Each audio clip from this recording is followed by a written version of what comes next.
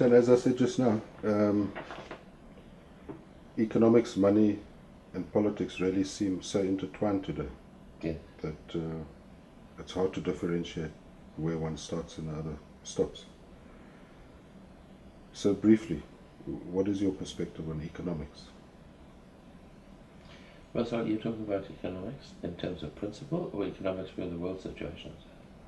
I suppose there's a principle, it's true principle, or what it should be, or what it... Really, in order to answer that question, I must speak a little bit about what I like to look upon as being the law of economy, which, if you like, is a universal law, which, if you really study life, you can see that law at work within life. But really, what the law of economy is about is the natural balancing of forces.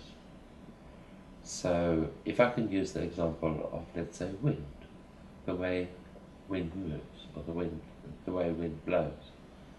There is an area of high pressure and there's an area of low pressure. And it is natural for air to move from the area of high pressure to an area of low pressure in order to equalize the forces. That is a very simple, not simplistic, but very simple answer of what the law of economy is. It's the equalizing of forces which naturally become unbalanced for whatever reason from time to time. And that is really the law of economy. So really the principle upon which economy should be based is the equalizing of natural forces. And of course that is a far cry from what today is called economy. So if we extrapolate that, yes, let's say onto commodities in the world today, yes, whether it's rice or grain or whatever they happen to be, if we use that analogy yes, of the balancing out of something, yes, it seems to imply the sharing yes, of what the earth can produce, yeah, which is a very different setup than the one we have today. no, indeed, indeed. Just looking at the world, or the capacity of the world to produce what humanity needs. Yes. And let's just say that's a finite amount. Yes.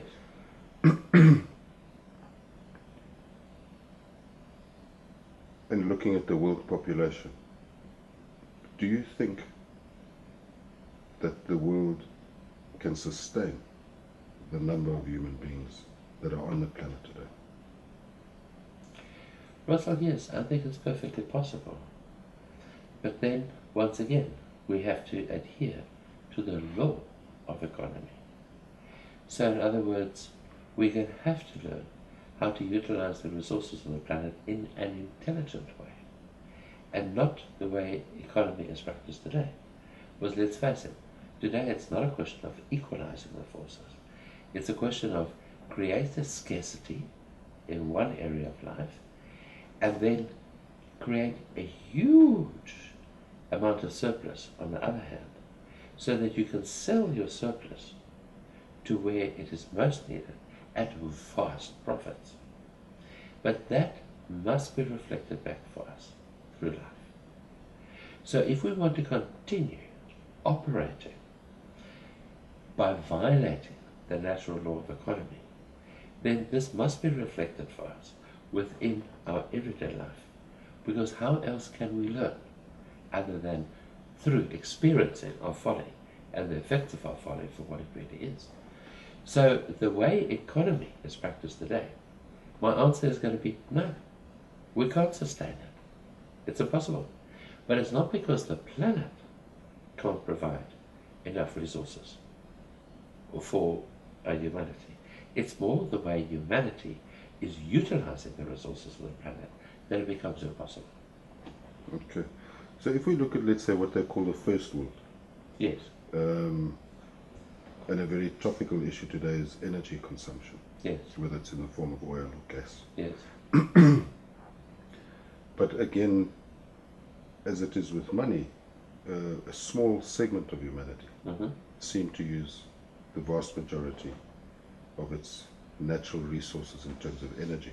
yes, and because of that energy they enjoy a certain quality, if one can call it that, of a lifestyle. Is it foolish to believe that all of humanity at this point in time could have that same standard of living as the first world enjoys? Or does something need to change in the first world in order for us all to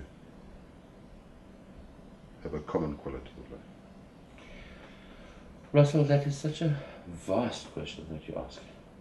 Because in reality, there is only one life. It is so man-made to talk about first world, second world, third world, X world, Y world, Z world. It is so man-made. Really, all of that is based upon those who have and those who do not have. And that is how we so-called classify a world as being first world, or second world, or third world. So when you ask me the question, is it something which is possible for everybody to attain, or must it first be the first world that must change something? If I'm going to try and answer your question as quickly and as easily as possible, I'm going to say the first world not only has a great deal to answer for the fact that it's called itself the first world, but it also needs to change. Because these are the people that have all the wealth which they ingeniously construed to have at the expense of the rest of the world, and then make the rest of the world second class or third class citizens of the world. So, to try and answer your question more explicitly, yes, I believe it is possible for all of us to have an abundance of whatever it is that we need in life. But then we must change, if you like, the economic situation in the world. Or more precisely, we must change the monetary system in the world. Whilst there are always those that are looking at how to feather their own nests at the expense of the masses, there will never be enough for anybody. Okay. So, would bartering work, or could it be a solution on a national level? As we mentioned when we were discussing money, whereas bartering on an individual level can be a step in claiming that power back for oneself. Yes. Could the same apply on a national level between countries? Let's say there's a country that's very rich in gas. Yes. And there's another country that's very rich in something else. Yes. Would that be a solution? It could indeed. It could indeed. Yes. Thank you, Jack. It's a pleasure, Russell.